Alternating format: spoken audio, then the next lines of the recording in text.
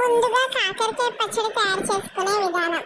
కాకరకాయలు ఒక రోజు ముందు ఎండలో పెట్టాలి. ఎండలో పెట్టిన తర్వాత కావాల్సిన పదార్థాలు కారం, ఉప్పు, ఎల్లిపాయ, కొంచెం నిమ్మకాయ రసం. ఒక గిన్నెలో నూనె పెట్టుకొని కాకరకాయలని ఎర్రగా వేయించుకోవాలి.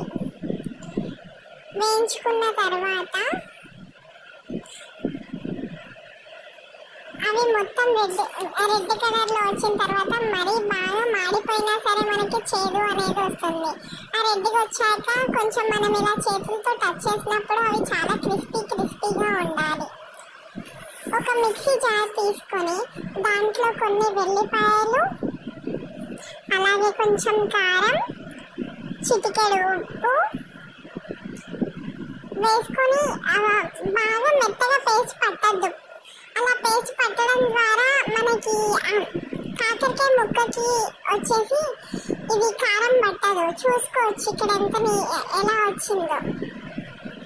అది మొత్తం పీసెస్కి మొత్తం లోపల వరకు వెళ్ళి కాకరకాయకి పట్టుకోవాలంటే కొంచెం నిమ్మరసం కలపాలి. నేను ఒక 3 నిమ్మకాయలు తీసుకున్నాను. మీరు పులుపు బట్టి తీసుకోండి. మరి చాలా క్వాంటిటీ తీసుకున్నా సరే చాలా పుల్లగా అయిపోతుంది.